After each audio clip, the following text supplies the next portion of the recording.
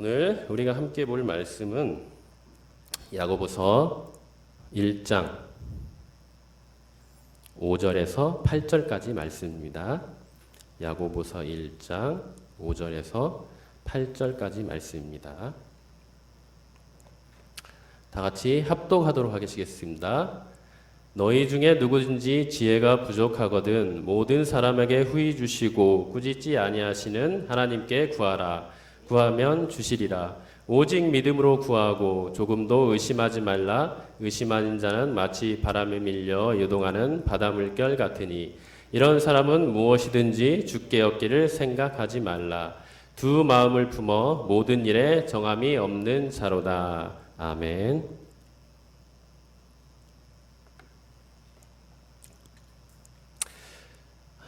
우리가 지난 시간에는 야고보서 1장 2절에서 4절까지의 말씀을 보면서 성도의 그 시험에 대해서 함께 나누어 봤습니다. 이 시험이라는 이것은 바로 하나님께서 우리 성도에게 주시는 것으로서 믿음의 시련이라고도 하지요. 그래서 성도가 이 믿음의 시련, 이 시험을 당할 때 결국 성령의 열매인 이 인내를 이루게 되고 이 인내를 이름으로 인하여서 하나님 앞에 온전하고 구비하여 안팎으로 조금도 부족함이 없는 성도로 우리가 성숙하게 된다고 들었습니다. 그래서 우리가 시험을 당할 때 우리에게는 두 가지 모습들이 나타나는데요. 두 가지가 이제 증명이 되는 것입니다. 첫 번째로는 우리가 하나님의 자녀라는 특권을 가졌다는 것이 증명이 되는 것입니다. 지난 시간에 말씀드렸듯이 이 믿음의 시련, 이 시험은요 하나님께 자기 자신, 예수 그리스도를 믿어서 자신의 아들이 된 우리 성도들에게 주시는 가장 큰 특권 중에 하나라고 했습니다. 그래서 우리가 기뻐할 수 있는 것이고요. 또 두 번째로는 하나님의 자녀들로서 우리가 하나님을 향한 믿음을 지키며 살고 있다는 것이 증명이 된다는 것입니다. 여러분들에게 시험이 왔어요. 그리고 시험을 성령의 능력과 말씀으로써 잘 이겨내고 인내로서 승리를 한다면 여러분들의 믿음을 이 시험을 통하여서 하나님 앞에 증명할 수 있게 된다는 것입니다. 그래서 우리는 이 시험이 올 때 하나님 앞에 또 기뻐할 수 있는 것입니다. 따라서 이 시험을 통해 결국 이 성도라는 이 우리의 신분이 어떠한 신분이냐? 결국 예수를 믿는다고 해서 우리의 성도라는 이 신분은요, 우리가 예수를 믿었다고 해서 시험이 없는 자, 시험이 비껴나가는 자가 성도가 아니고 이 시험을 기쁘게 여기고 믿음으로 인내하고 잘 감당하여서 하나님의 사람으로서 하나님의 성품을 품은 자로서 우리의 인격과 신앙이 성숙되어 가는 자가 바로 성도라고 했습니다. 그래서 결국 이 성도는 이 시험을 통하여서 우리의 믿음과 신앙이 성숙하고요, 예수 그리스도를 닮아가고 또 이 땅 가운데서 예수 그리스도의 향기를 내며 나아가는 사람이 바로 성도라, 이렇게 우리가 정의를 내릴 수 있었습니다. 자, 그러면 이제 오늘 볼 5절부터 이 8절까지 말씀, 5절에 보면은 거기에 갑자기 지혜라는 말이 이렇게 확 튀어나옵니다. 지혜, 그죠? 중간에 보면 너희 중에 누구든지 지혜가 부족하거든 하면서 지혜가 튀어나와요. 앞절에서는 뭐에 대해서 말했죠? 성도의 시험에 대해서 말을 했단 말이에요. 자, 그런데 5절부터는 다시 지혜에 대해서 말합니다. 자, 야고보가 이 지혜에 대해서 왜 지금 말을 꺼냈을까요? 갑작스럽게. 지혜와 뭔가 우리 성도가 당하는 시험과 연관이 있겠죠. 그죠? 그렇기 때문에 꺼낸 겁니다. 그래서 어떻게 보면은 시험과 지혜가 전혀 동떨어져 있는 것 같은 그런 생각이 들 수도 있지만 사실은요, 이 야고보서도 그렇고요, 모든 성경은요, 이 하나님의 말씀이고 또 하나님께서 그 말씀의 내용을 다 유기적으로 연관시켜 놓고 있어요. 그래서 앞절에 있는 시험과 이 지혜와는 분명히 원과 연관이 있습니다. 자, 어떤 연관이 있을까요? 분명히 앞에서는 우리에게 시험을 당하거든 어떻게 하라? 기뻐하라고 했거든요. 기뻐하라. 그리고 인내로서 그것을 이겨내라고 했어요. 그럴 때 우리가 어떤 사람이 된다고? 하나님의 온전한 사람, 부족함이 없는 그런 사람이 된다고 했습니다. 그래서 앞절에서는 야고보가 이제 시험에 대해서 얘기를 하고 우리가 어떠한 사람이 되어야 되는가, 우리 신앙인의, 우리 성도의 어떤 목적이 무엇인가에 대해서 분명히 말을 합니다. 그런 다음부터 그런 목적, 어떤 성도의 정체성을 이루어 가기 위해서 이제 우리가 어떻게 해야 되는가, 그런 어떤 방법적인 면에서 이제 쭉 이제 설명을 해주는 거죠. 그러니까 앞절에서 우리가 온전한 하나님의 사람으로서 시험을 잘 믿음으로 인내하며 이겨내기 위해서는 우리가 이제 어떻게 해야 되는가를 이제 5절부터 설명을 해주고 있는 거죠. 그래서 이제 야고보는 5절부터 그에 대한 키워드로, 그에 대한 결론으로 뭘 내냐? 바로 지혜라는 것으로 이제 딱 포문을 열고 있는 겁니다. 이 지혜. 자, 우리가 시험을 당해요. 그리고 그 시험을 인내로서 잘 이겨냅니다. 근데 여러분들 이것이 쉽나요? 어려워요.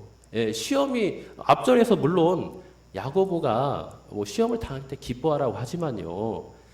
여러분들 처음 시험이 당할 때 기뻐하실 수 있나요? 쉽지 않습니다. 성도나 비성도나요, 비신자나 우리에게 어떤 시험이 닥치면요, 우리가 가장 먼저 반응하는 건 뭘까요? 어려움이에요. 고통이에요. 힘듦이에요. 그래서 성도들도 그래요. 어떤 시험이 왔다, 어려움이 왔다, 그러면 맨 먼저 반응하는 게 뭐예요? 아, 기쁘다. 아, 나에게 왜 이렇게 시험을 주셨지? 이럽니까? 아니에요. 아, 이 시험 왜 나에게 왔을까? 왜 이렇게 힘들까? 왜 이 힘든 게 나에게 왔을까? 성도나 비신자나 똑같이 반응을 합니다. 자, 그러나 결론에 가서는 어떻게 바뀝니까? 비신자들은 어때요? 불평과 원망과 세상을 의지하며 끝나버립니다. 그러나 성도는 뭘로 끝납니까? 그렇게 불평하고 원망하고 의심을 갖고 참 한탄해하면서도 결론은 우리가 어디로 가요? 누구를 찾아요? 하나님을 찾게 되는 겁니다. 하나님. 이게 바로 성도와 비신자와의 차이점이에요. 근본적인 차이점이에요.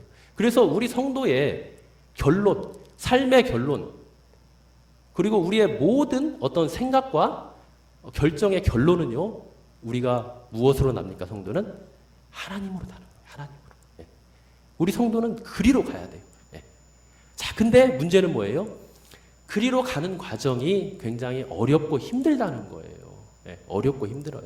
가장 큰 이유는 뭘까요? 가장 큰 이유는 바로 오늘 5절에 있는 말씀처럼 뭐가 부족하기 때문에요? 지혜가 부족하기 때문에. 지혜가 부족. 그래서 여기서 말하는 이 지혜는요, 어떤 지혜를 말하는 걸까요? 이 지혜는요, 결국 하나님을 아는 지혜입니다. 하나님을 아는 지혜. 이 하나님을 아는 지혜가 부족하기 때문에 우리가 시험을 당할 때 굉장히 어렵고 힘들고 너무나도 고통스러운 것이죠. 그래서 우리가 이 시험의 문제를 잘 해결하기 위해서는요, 먼저 뭘 알아야 되냐? 이 부족함의 문제, 이 지혜의 부족함의 문제, 이 결핍의 문제를 먼저 잘 알아야 될 필요가 있습니다. 우리가 뭐가 부족하고 우리가 앞으로 이 부족함을 메꾸기 위해서 어떻게 해야 되는지, 이 부족함에 대해서 먼저 잘 알아야 될 필요가 있다는 거예요. 그래서 야고보가 5절에서 먼저 이 지혜에 대해서 말을 하고 있는 겁니다. 그래서 5절에서 8절까지 이 지혜의 부족과 이 간구에 대해서 쭉 이제 야고보가 말을 하는데요. 특이한 점은 뭐냐면요, 이 야고보는 5절에서부터 시작을 하면서 더 이상 지혜나 어떤 부족의 문제에 대해서 딱 한 번 말을 하고 더 이상 말을 하지 않습니다. 그리고 나서 뭐에 대해서 말을 합니까? 간구에 대해서 말을 한다는 거예요. 간구에 대해서. 자, 왜 그러면 야고보는 더 이상 이 지혜나 부족의 문제에 대해서 얘기를 하지 않을까요? 왜냐하면 이 지혜의 부족함, 지혜나 이 부족함의 이런 결핍의 문제는요, 우리가 당연하게 가지고 있다는 거예요. 예. 신자나 비신자나 누구나가 다 이런 부족함이 있다는 겁니다. 예. 그래서 야고보는 여기에 대해서 그냥 그렇게 딱 결론을 내리고 가버려요. 이미 모든 사람에게는 부족함이 있다. 결핍이 있다. 예. 그것을 인정하고 가는 것입니다.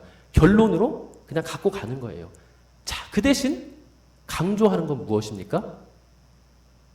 이 부족함이 아니라는 거예요. 이 부족함 가운데 우리가 뭘로 나가야 된다는 거예요? 바로 간구로 나아가야 된다는 거예요. 간구. 이 부족함을 메꿀 수 있는 간구로 나아가야 되는 거예요. 여러분들, 우리에게 부족함이 얼마나 많습니까? 그죠? 너무나도 많아요. 지혜만 부족한 게 아닙니다. 물질도 부족하고요. 건강, 지식, 실력, 능력과 힘, 또 사랑, 또 신앙적인 부분들, 어떤 믿음도 부족하고요. 다른 사람들과 관계에 있어서도 그런 것들도 많이 부족하고요. 너무나도 많이 부족함 투성이에요. 이게 바로 우리의 현실이고 실제적인 상황인 것입니다. 그래서 이 야고보는 지금 이 부족함이라는 것은요, 모든 사람에게, 성도든 성도가 아니든 모든 사람에게 이 부족함은 누구에게나 다 있다는 것을 인정하고 결론을 내려가고 있고요. 그에 대한 대답으로 이제 뭘 강조하고 있는 겁니까?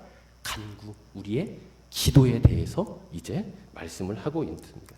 자, 그러면 우리가 어떻게 해야 이 부족함들, 이것을 극복을 할 수 있을까요? 이에 대한 대책 무엇일까요?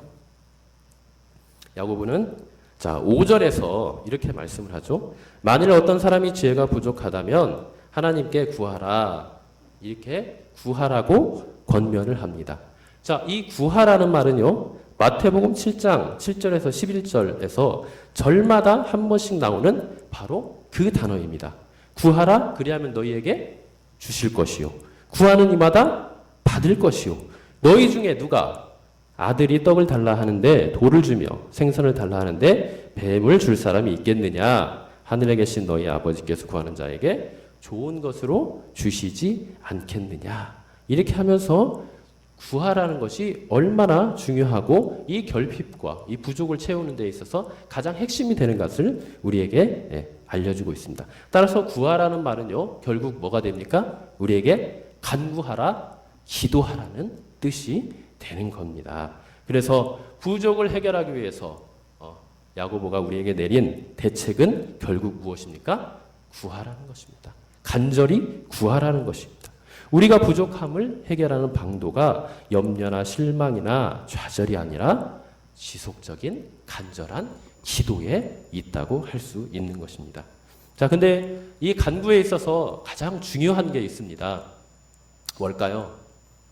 우리가 열심히 기도하고 끝까지 기도하고 참고 기도하고 나의 초점을 맞춰서 하는 걸까요? 물론 그것도 중요합니다. 그러나 우리가 기도하고 간구하는 데 있어서 가장 중요한 거는요, 그게 아닙니다. 바로 하나님 중심의 간구입니다. 그게 뭐냐?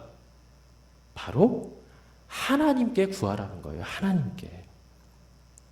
야고보는 5절 마지막 부분에 보면은 누구에게 구하라 이렇게 나옵니까? 하나님께 구하라고 말씀입니다. 따라서 우리의 간구의 대상은 누가 되는 거예요? 하나님이 되는 거예요. 하나님. 그 이유가 어디에 있을까요? 왜 우리가 하나님께 구해야 될까요? 그것은 바로 이 하나님이 어떠한 분이신가, 이 하나님이 어떠한 성품의 소유자이신가, 거기에 달려 있습니다. 그래서 우리가 기도의 대상이신 하나님이 어떠한 분이신지, 어떠한 성품을 소유하고 계신 분인지 먼저 알 필요가 있습니다. 그래서 우리가 그걸 쭉 한번 살펴보면요. 자, 첫 번째로 하나님은 어떤 분이시라고 나오죠? 5절에 보면은 하나님은 주시는 하나님입니다. 주시는 하나님. 예. 자, 어떤 사람이 야고보서 2장 15절 16절을 보면요. 거기에 어떤 말씀이 나오냐면요. 자, 어떤 사람이 헐벗고 일용할 양식이 없는 형제나 자매에게 평안히 가라, 덥게 하라, 배부르게 하라고 말만 하고 그 몸에 쓸 것을 주지 않는다면 이것은 아무런 유익이 없는 것이 되죠. 마찬가지입니다. 하나님도 우리의 간구에 말로만 야, 너 참 힘들겠다. 너 참 어렵지? 이렇게 하시며 실제로 부족한 것을 채워주지 않는다면 뭐가 됩니까? 우리에게 간구는 아무런 유익이 없는 거예요. 네. 그러나 하나님은 이런 사람과는 같지 않으십니다. 하나님은요, 우리의 간구에 뭐 하시는 하나님이에요?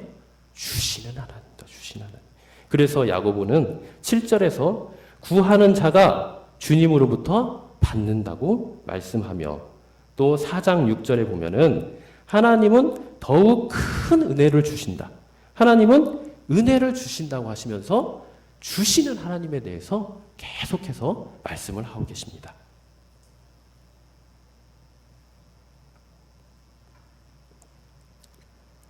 특별히 이 야고보는요, 기도와 관련하여 하나님의 이 주심, 이것을 계속해서 강조를 하는데요. 자, 5장 18절에서도 보면은 거기에 또 이렇게 말씀하시죠. 다시 기도하니 하늘이 비를 주고 땅이 열매를 맺었느니라. 여기서 하늘은 뭘 상징합니까? 하나님을 말씀하시는 거예요. 하나님. 특히 기도하는 자에게 하나님은 이 모든 것들을 주시는데요. 따라서 하나님은 우리 성도의 기도에 응답을 하시고 또 그러므로 부족함이 있는 신자는 하나님께 기도해야 됨을 말씀해 주고 계십니다. 신자의 부족을 해결하기 위해서 하나님의 대책은 결국 기도가 되는 것입니다. 자, 둘째로 하나님은 어떤 하나님이십니까? 주시되 어떻게 주신다? 후히 주시는 하나님입니다. 후히 주시는 하나님. 자, 이 후히 주신다. 이 후히라는 말은요, 딱 말을 생각해보면 어떤 생각이 드십니까? 넘치도록 많이 풍성히, 예, 이렇게 느껴지시죠? 예, 이 말이 맞아요. 하나님은 우리가 간구하면은 넘치도록 풍성히 주시는 하나님입니다. 자, 그런데 이 말 속에는요, 이보다 더 큰 의미가 들어 있습니다. 뭘까요? 그것은 바로 하나님이 우리에게 그렇게 풍성하게 주시는데 그렇게 주시는 근거가 뭐냐는 거예요. 하나님의 그 근거가 뭐냐는 거예요. 뭐 때문에 하나님이 그렇게 주시냐는 거예요. 바로 하나님의 그 풍성히 주시는 마음 때문이라는 것입니다. 마음. 그분의 성품 때문이라는 거예요. 그래서 현상학적으로 보면 우리가 겉으로 보면 후이라는 말은 우리가 뭔가 많은 양, 예, 요것만 생각하고 요것만 이렇게 볼 수가 있는데 그러나 그 내면에는 뭐가 있는 거예요? 그렇게 풍성히 주시는 하나님의 은혜와 자비의 마음이 들어있는 거죠. 이게 더 중요한 거예요. 우리 아이들도 보면은 때로는 밖에 나갔다 돌아오는 부모님들을 굉장히 반길 때가 있어요. 그죠? 엄마, 아빠, 너무 보고 싶었어요. 그런데 눈은 어디에 가 있어요? 우리가 가지고 온 선물에 가 있어요. 선물에. 예, 우리가 이렇게 되면 안 돼요. 예, 우리가 하나님을 대할 때 물론 그렇게 후히 주시는 그 모습에 기쁘죠. 그죠? 예, 기쁩니다. 그러나 거기에 머무른다? 그러면 아주 어린아이와 같은 신앙이에요.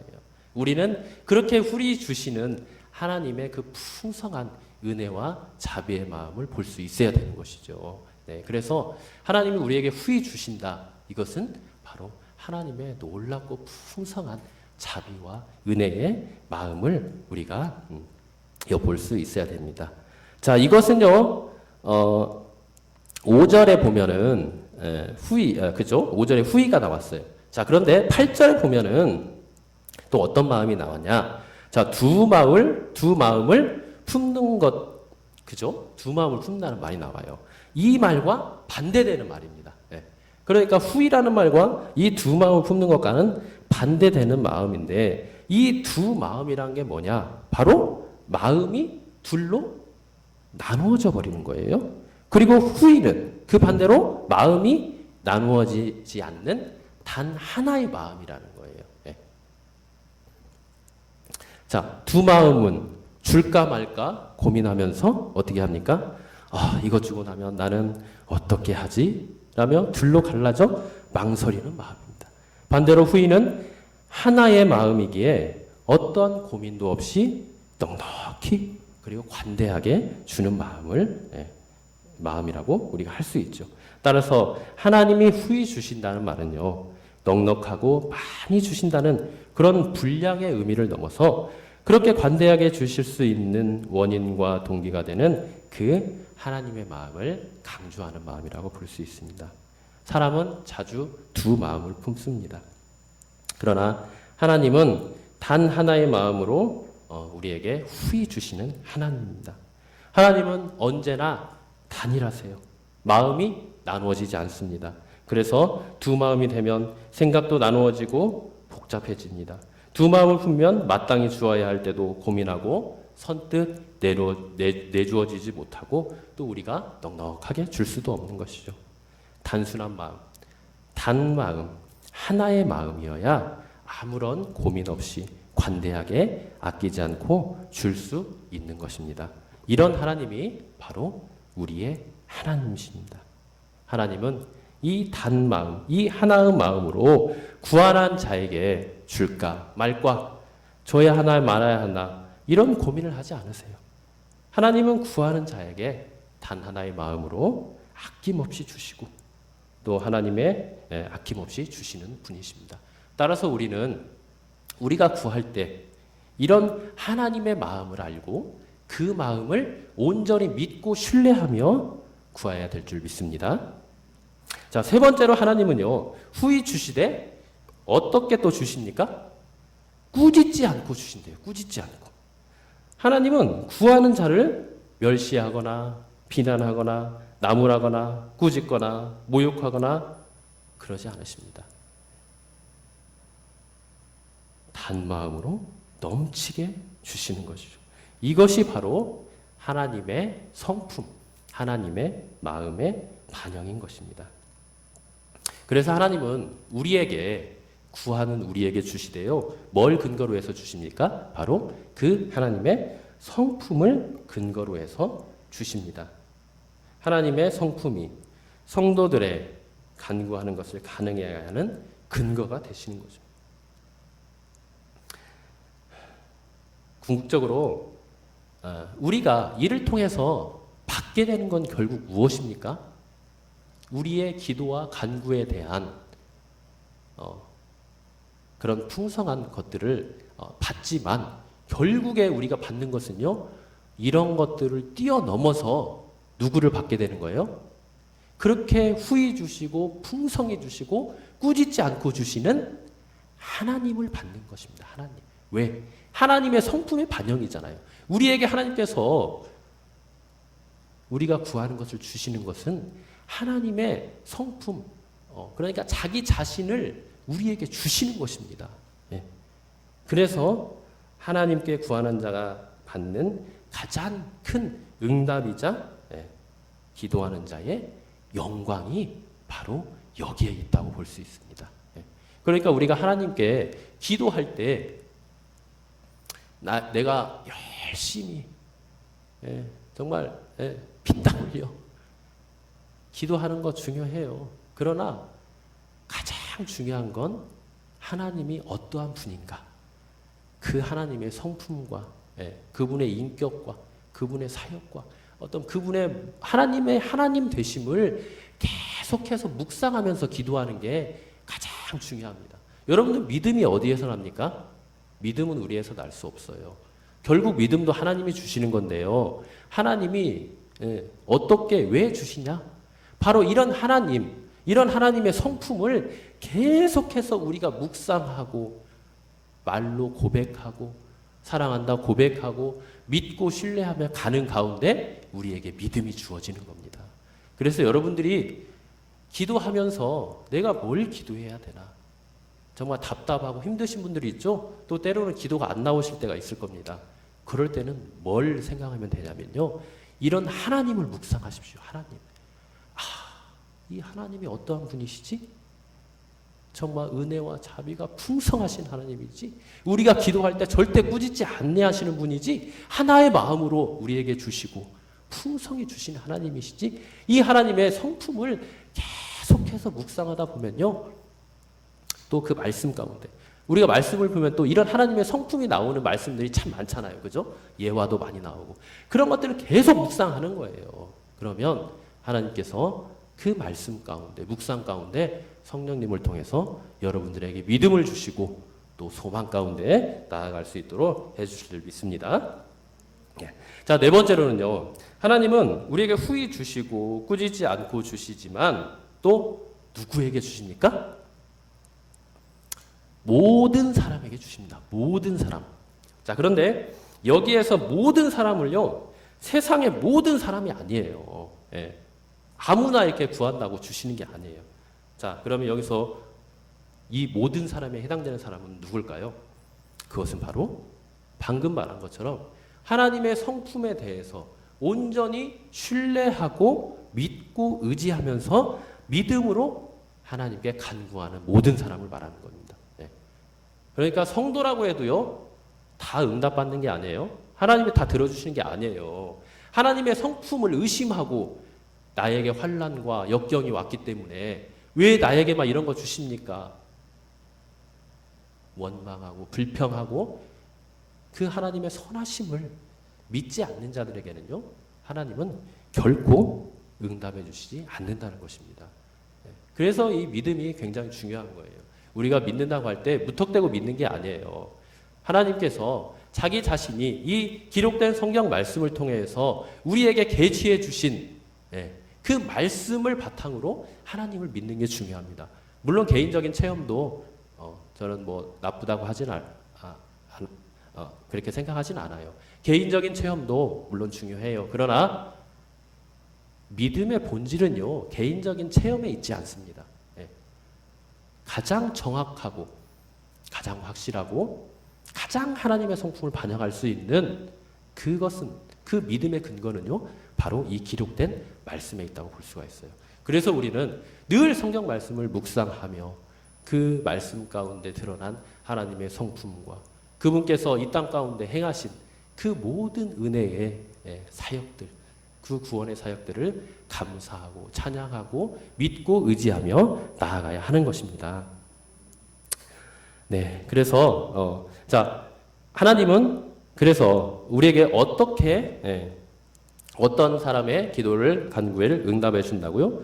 오직 의심하지 않고 믿음으로 하나님께 구하는 사람의 기도에 응답하신다고 하십니다. 이 사람은 어떠한 사람이냐? 바로 1장 1절에서 나와 있는 것처럼요, 하나님이 만물을 소유하시고 만물이 하나님에 속한 것과 예수님이 그의 구주 되심을 믿는 사람입니다. 결국 하나님을 믿는 사람이에요. 하나님을 그냥 단순히 하나님을 믿는 게 아니라 나와 관계 속에서 나의 구주로 믿는 거예요. 구주가 뭡니까? 나의 주인이자 구원자가 바로 구주예요. 그 구주로 믿는 분이 바로 이런 사람입니다. 또 1장 17절에 보면요, 거기에 뭐라고 나와 있냐? 온갖 좋은 은사와 온전한 선물이 다 위로부터 빛들의 아버지로부터 내려온다, 이런 말씀 있죠? 요것을 또 믿는 사람입니다. 요것을 믿는 사람. 그래서 하나님은 이 믿음을 가지고 하나님께 구하는 모든 자에게 후히 주시고 책망하지 않으시고 주십니다. 하나님은 믿음으로 간구하는 이 모든 사람에게 응답을 주시는 것이죠.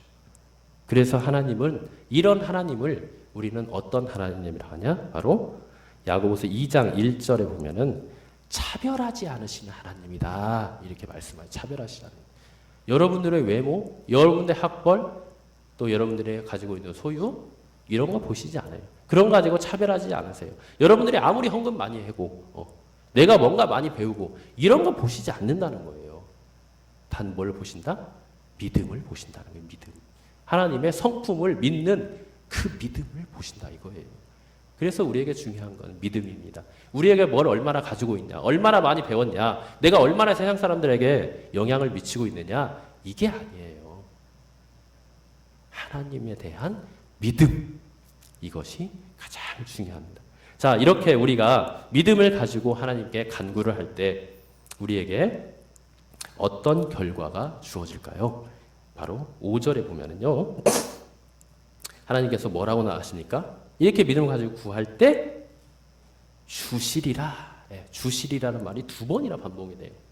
주신다는 것을 강조하시는 거예요. 하나님이. 믿음으로 간구할 때 여러분들에게 주신다는 거예요. 반드시 구하는 자에게 주신다는 거예요.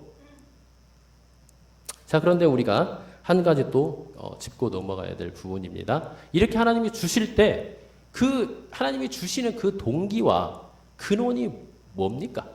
아까도 제가 말씀드렸듯이 그것은 우리의 어떤 열심 있는 기도의 모습 이게 아니에요.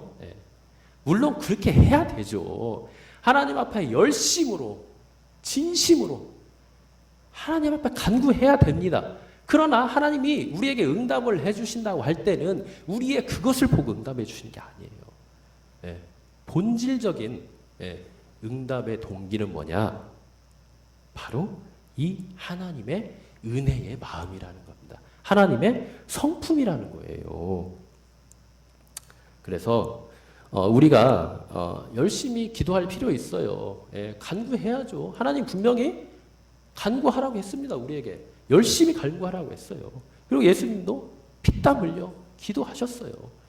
그러나 하나님께서 우리에게 응답을 주실 때는요, 우리가 그렇게 원하는 대로 응답을 주셨습니까? 우리가 내가 소원이 있어서 이거 들어주세요 하면서 열심히 금식하며 40일 기도하며 기도했어요. 들어주세요, 안 들어주세요? 들어주세요, 안 들어주세요? 들어주실 때도 있고 안 들어주실 때도 있어요. 어떨 때 들어주십니까? 우리가 드린 그 기도가 하나님의 뜻에 합당할 때. 그 하나님이 이럴 때 들어주시고 이럴 때는 안 들어주신다는 그 하나님의 공의와 그 정의와 하나님의 그 진실됨을 온전히 믿고 기도할 때 하나님께 들어주시는 겁니다.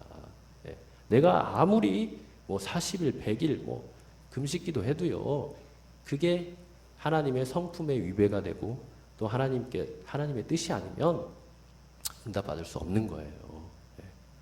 그래서 우리가 기도할 때 있어서 정말 묵상하고 간구해야 될 것, 온전히 믿어야 될 건 뭐냐? 바로 이 하나님의 성품이 된다는 것입니다. 우리의 기도의 양과 우리의 기도의 시간이 이게 기준이 아니라는 거예요. 거기에 우리의 기도의 능력이 있는 게 아니에요. 거기에 신비한 효력이 있는 게 아니에요. 오직 말의 응답은 하나님께 있는 겁니다. 그래서 기도는 하나님과 우리 성도 사이의 상호작용이라고 볼 수 있어요. 우리가 끊임없이 이 하나님의 성품과 그분에 대해서 묵상하고 그분과의 이런 친밀하고 믿음과 사랑의 관계 속에서 구해야 되는 거예요. 하나님을 떠나서 나의 생각과 나의 뜻대로 구하는 것 일방통행 이거 안 된다는 겁니다. 그래서 우리는 늘 하나님과의 이런 친밀하고 어떤 진리 가운데 있는 그런 관계 속에서 하나님께 간구해야 될 줄 믿습니다. 이렇게 우리가 하나님께 간구하며 나아갈 때 하나님은 뭘 통해서 우리에게 역사를 하시냐? 바로 오직 믿음을 통해서 역사를 하십니다. 자, 6절에 보면 무엇으로 구하라고 나와 있죠? 오직 믿음으로 구하라 이렇게 나와 있습니다. 그래서 우리의 간구의 수단, 통로 그것은 무엇입니까? 바로 이 믿음이라는 것입니다. 믿음. 우리는 믿음을 통해서 우리가 하나님께 간구하는 거예요. 믿음이 우리의 공로가 될 수는 없다는 거죠. 하나님의 드린 그 기도에 공로가 응답받는 데 있어서 공로가 될 수 없다는 거예요. 그래서 우리가 이 믿음을 통해서 하나님께 간구를 합니다. 자, 그렇게 간구를 할 때 하나님은 또한 응답을 다 해주신다고 했나요? 아니죠. 하나님은 응답하는 데 있어서 제한을 두세요. 제한. 어떤 제한을 두실까요? 그 제한이 되는 근거가 되는 것이 무엇일까요? 그것도 또한 믿음이 돼요. 믿음. 그러니까 믿음으로 나아가는 자, 믿음으로 나아가지 않는 자, 하나님께서 제한을 두시고 그 응답을 해주시기도 하고 해주시기 않기도 한다는 것입니다. 그래서 하나님께 구하는 자는요, 믿음 안에서 구하고 또 믿음으로 구해야 합니다. 이것을 강조하기 위해서 야고보는 뭐라고 하냐? 바로 조금도 의심하지 말라. 이렇게 말씀을 했어요. 그러니까 이 조금도 의심하지 말라는요, 어떤 것도 단 하나도 의심하지 말고 오직 무엇으로 구해라? 믿음으로 구해라는 말입니다. 그래서 우리가 믿음으로 구할 때 조금 의심했어요. 내가 조금. 예. 이 응답을 받을까요? 못 받을까요? 조금 의심했어. 이것도 안 된다는 거예요. 자, 우리가 전화를 할 때요. 전화번호가 몇 자리죠? 010. 뭐 10자리 정도 되죠. 10자리 넘네. 예. 근데 이 10자리 중에 하나가 탁 틀려버렸어. 내가 걸었는데. 전화가 가요, 못 가요? 이거와 마찬가지라는 거예요. 우리가 하나님께 기도할 때도요, 하나님은 조금도 의심하지 말라고 하셨어요. 조금도 의심하지 말라. 이 믿음으로 나아가게 될 줄 믿습니다. 자, 그러면 간구할 때 이 조금도 의심하지 말라 이렇게 말씀하신 이유는 무엇일까요? 그게 바로 이제 6절에 나와 있습니다. 왜냐하면 이 의심하는 자는 바람에 의해 밀려가는 날뛰는 바다의 거친 파도와 같기 때문이다. 이렇게 말씀하셨습니다. 그래서 이 의심을 뭐에 비유를 해요? 지금 파도에 비유를 합니다. 파도. 자, 파도를 보면 우리가 뭘 알 수가 있어요? 파도는 항상 불안정합니다. 그죠? 항상 뭐 열이 갔다 저리 갔다 막 너무 불안정해요. 그것뿐만 아니라 또 파도는 어떻습니까? 파괴적이에요. 파괴적. 그래서 지나가는 배도 무너뜨리고 방파제, 그 콘크리트 된 그 방파제도 무너뜨려 버리고, 예전에 뭐 태풍 볼 때 보니까 그 집다만한 바위도 이렇게 들어서 막 육지로 막 올려버리더라고요. 그렇게 어때? 파괴적인 그런 습성이 있어요. 의심도 마찬가지라는 거예요. 우리가 의심하게 되면 어떻게 됩니까? 우리의 안에 있는 그 모든 것들이 어떻게 해요? 다 깨져버립니다. 특별히 하나님에 대한 믿음과 신뢰가 깨져버려요. 그래서 우리가 의심을 한다. 그것은 바로 뭐냐? 하나님의 성품에 대한 그 선하심, 그 신실하심에 대한 믿음과 신뢰가 깨져버리게 되는 것입니다. 후히 주시고 또 꾸짖지 아니하시고 풍성하게 주시는 그 하나님의 성품을 믿지 못하게 되고 그에 대한 믿음이 깨져버리게 되는 거예요. 그것뿐만 아니죠. 그렇게 됨으로써 결국에 피해보는 건 누굽니까? 우리입니다. 우리. 자, 하나님에 대한 믿음이 깨지면 어떻게 해야 돼요? 우리가 하나님에 대한 응답을 받을 수가 없어요. 그리고 그것뿐만 아니라 뭐가 흔들리냐? 우리 성도에 대한 정체성이 흔들립니다. 우리가 의심이 일고 하나님의 응답을 받지 못하고 내가 버려진 것 같은 그런 느낌이 들 때, 이거 바로 어떤 증거예요? 바로 내 안에 의심이 들고 하나님에 대한 믿음과 신앙이 깨져버렸다는 거예요. 바로 파도와 같은 거죠. 파도. 이게 더 심한 사람은 어떻게 돼요? 이제 하나님을 향한 믿음에서 떠나버리게 되는 거죠. 그죠? 그래서 우리가 시험을 당할 때 전주에도 말한 것처럼 믿음으로 인내로 계속해서 이것을 이겨내야 되는 거예요.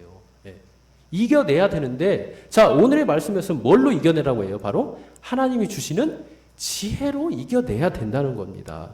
이렇게 이겨내야 낼 때에 바로 우리는 하나님의 온전한 자로서 그 응답받는 하나님의 자녀로 살아갈 수 있는 것입니다. 자, 그래서 야고보는 이 바다에 거친 파도가 일어나는 그 원인, 이 의심이 일어나는 이 원인에 대해서도 말씀을 해주세요. 자, 그것을 뭐라고 합니까? 바로 바람이라고 해요. 바람. 자, 바람은 여기서 이제 바람이라는 것은요, 어떤 외부적인 환경을 말하는 거예요. 외부적인 환경.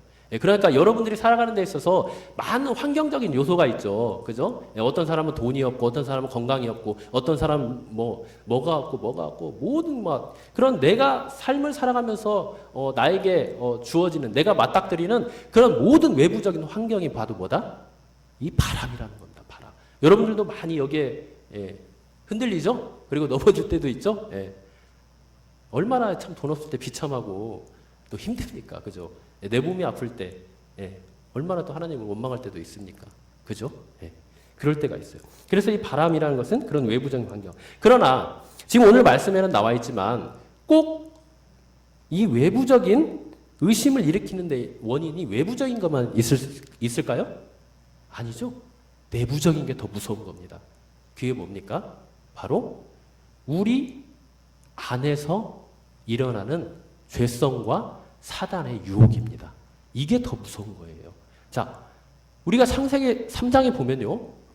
아담과 하와가 범죄하는 장면이 나옵니다. 그죠? 어떻게 범죄를 했죠? 어떻게 하나님에 대한 믿음과 신뢰를 깨뜨려 버렸죠? 사단이 유혹을 했습니다. 그죠? 사단이 유혹을 했는데 사단이 처음에 어떻게 유혹을 했어요? 동산 모든 나무의 열매를 먹지 말라 하시더냐? 하와에게 말했죠. 그죠? 동산 모든 나무의 열매를 먹지 말라고 하시더냐? 여러분, 하나님의 동산 모든 나무의 열매를 먹지 말라고 하셨습니까? 아니죠. 중앙에 있는 나무. 그래서 사단은요, 우리 마음과 우리의 삶 가운데서 우리를 내부적으로 유혹하는데 뭘로 유혹을 하느냐? 바로 말씀의 왜곡으로 우리를 유혹합니다. 그래서 여러분들이 말씀을 바로 배워야 되는 거예요. 바로 알아야 되는 거예요. 자, 그럴 때 하와가 뭐라고 했습니까? 먹지도 만지지도 말라고 하셨고 죽을까 하노라 이렇게 말을 했어요. 이 말이 맞는 말이에요? 먹지도 말고 만지지도 말라고 했나요? 먹지 말라고 하셨어요. 그죠? 그리고 또 죽을까 하노라. 죽을 수도 있어. 이건 그런 의미거든요. 그런 의미입니까? 하나님은 다노에게 죽어. 네가 먹으면 죽어. 이렇게 말씀하셨거든요. 그러니까 지금 사단이 말씀을 왜곡시켜서 하와를 유혹하니까 하와가 어떻게 됐습니까? 거기에 넘어가서 자기도 말씀을 왜곡하고 하나님에 대해서 잘못된 믿음을 갖게 돼버린 거예요. 이게 정말 무서운 겁니다. 그리고 결국 뭐라고 합니까? 뱀이 뭐라고 해요? 너는 결코 죽지 않아. 하나님은 분명히 죽는다고 했는데 너는 결코 죽지 않아. 이제는 말씀의 왜곡을 뛰어넘어서 뭘 하고 있어요? 거짓말을 하고 있는 거예요. 거짓말. 사단은요, 처음에 이렇게 유혹을 합니다. 말씀을요, 싹 비틀어서 말해요. 그래서 우리를 헷갈리게 만들어요. 어지럽게 만들어요. 하나님을 잘 오해하게 만들어요. 그런 다음에 우리를 어떻게 합니까? 약간 우리가 이게 맞나? 그런 것 같은데 할 때 어떻게 합니까? 거짓말을 하는 거죠. 했을 때 우리가 넘어가 버리는 거예요. 그래서 우리에게 정말 중요한 거는요. 아까 제가 우리가 하나님의 성품을 제대로 알아야 된다고 했죠. 믿어야 된다고 했죠. 그러기 위해서는 우리가 어떻게 해야 됩니까? 이 하나님의 말씀을 하나님의 말씀으로 바로 알고 믿어야 된다는 거예요. 이게 정말 중요한 겁니다. 그래야 우리가 내부적으로 이렇게 마음속에 일어나는 사단이 불어넣는 이 의심을 뛰어넘을 수가 있어요. 이겨낼 수가 있는 겁니다. 외부적인 거 여러분들 이건 눈에 다 보이기 때문에 사실 이겨내기가 힘든 거지요. 누구나 다 분별을 할 수는 있어요. 그러나 이 내부적인 게 사단이 말씀을 왜곡시키고 거짓말을 해서 여러분들을 유혹하면요. 넘어가게 되는 거예요. 신천지나 이단들 왜 넘어갔습니까? 처음에는 이렇게 말씀의 왜곡을 계속 듣다 보니까 그런 악한 영에게 완전히 사로잡혀서 이렇게 넘어가게 되는 겁니다. 처음부터 그렇게 확 넘어간 사람 없어요, 여러분들. 우리는 이해가 안 되죠? 근데 그 사람들하고 얘기해보면요. 다 이런 원리입니다. 이런 원리. 그래서 늘 우리는 말씀과 가까이 하고 말씀을 제대로 배워야 되고 믿음으로서 하나님 앞에 간구해야 되는 것입니다. 자, 이렇게 할 때 하나님은 어떻게 해주십니까? 우리에게 주시죠? 우리에게 조금도 의심하지 않고 이런 바다물결과 같은 의심들을 말씀으로 기도로 이겨낼게 하나님은 우리에게 모든 것을 주신다고 하셨습니다.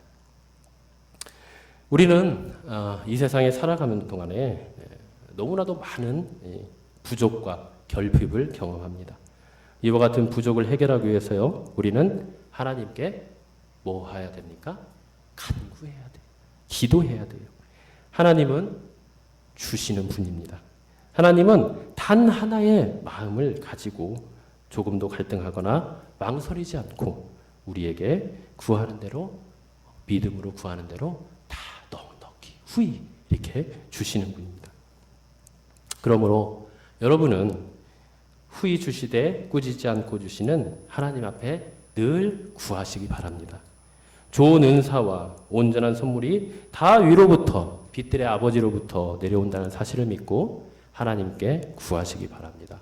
조금도 의심하지 말고 또 하나님의 선하심을 믿고 그 신실하심을 믿고 구하시기 바랍니다. 의심하는 자는 오늘 말씀에 나와 있는 것처럼 두 마음을 품은 자입니다. 그는 온전히 하나님을 믿지 않는 자예요. 요동치는 파도처럼 하나님이 주신다는 것을 믿었다가도 금방 그럴 리가 없지 라며 의심하는 사람입니다. 우리는 이렇게 하면 안 됩니다. 오직 한 마음으로, 단 마음으로 하나님을 믿고 구해야 됩니다. 그래야만 하나님이 채워주실 것입니다. 시편 34편 10절에 보면 이런 말씀이 있습니다. 다윗의신데요. 젊은 사자는 궁핍하여 줄일지라도 여호와를 찾는 자는 모든 것에, 모든 좋은 것에 부족함이 없으리로다. 우리의 간구를 들으시고 또 후히 주시는 하나님을 굳게 믿어 여호와로 인해 부족함이 없는 인생을 사시기를 주님의 이름으로 축복합니다. 우리 함께